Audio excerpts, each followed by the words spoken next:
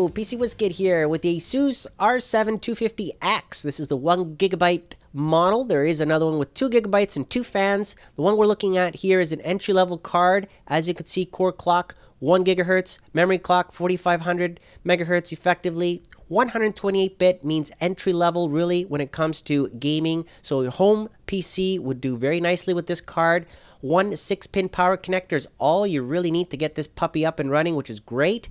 And you've got the standard dimensions, as you can see, for a tiny little card like this will fit very nice in a small case. Looking at it, well, the specs really compared to the HD 7770. A lot of people claim that it is a rebranded card. Of course, this one does support the newer technologies that are out today. I would expect it to run a little bit faster than the 7770, and we'll take a look at that in just a second. It does have, of course, the enhanced digital voltage regulators. We're minimizing noise by about 30%, Asus says. Efficiency being increased by 15%, and of course the unique fan design that it says that it has will extend the graphic card's lifespan by about 25%. Okay, and that's through increased dust and particles resistance, okay, inside of that. So very good if that's the case. Obviously we want our graphic cards to last. Standard outputs, of course, DVI HDMI DisplayPort out on that one. One 6-pin power connector. I just mentioned that a second ago. There you have it right there. You could hook up 2 of these little guys in Crossfire. You can see the connector right there as well.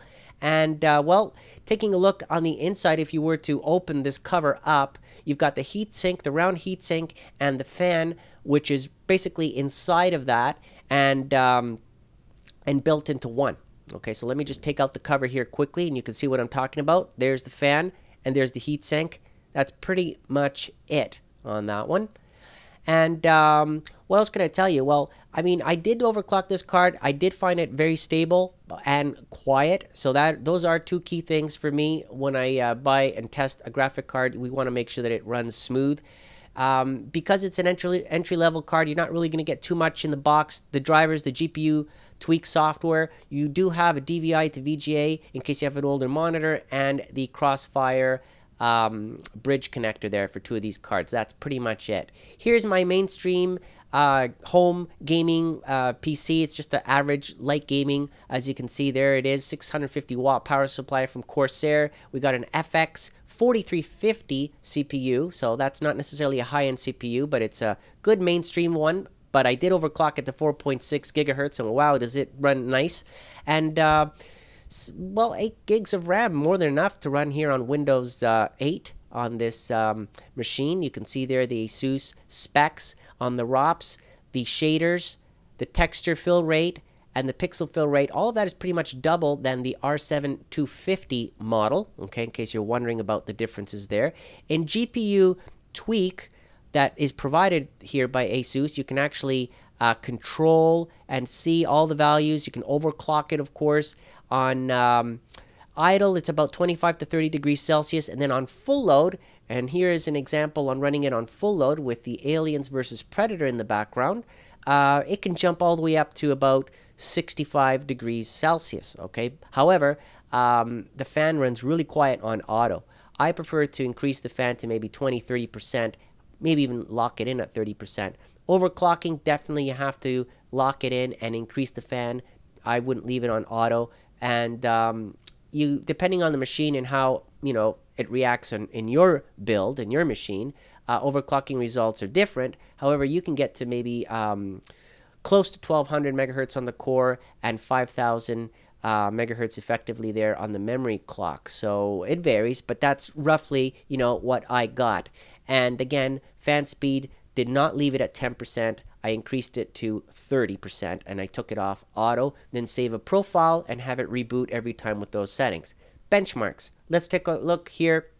3D Mark Vantage is telling me the GPU score is 13902. Okay, those are the frames per second. Overclocked, it jumps to 15477. That's about 5 frames per second more. Compared to the HD 7770, it's definitely a teeny bit higher, so it is a little bit faster than the previous generation GPU. Again, how does this compare? Well, it's not a high-end gaming PC, obviously, right? I mean, look at the price point. This card costs roughly about $100 depending on where you buy it. Depending on the discounts, it could be $110. I'll add the latest pricing below the video if you're interested. Tomb Raider is doing very well. I would play most games if I were you on medium, okay, not necessarily high. Medium settings is really where this card is at. Doesn't mean you can't play the latest titles, the latest games. It's just that it's not a high-end card, right? I mean, you have to expect what you get for that price point. BioShock, however, is very smooth. You can run that one on high settings, no problem. Just stay away from running it on ultra. Now, again, Crysis 3, not necessarily going to expect great results with that type of engine on this card. So the Crytek engine definitely puts a lot of stress on the GPU there.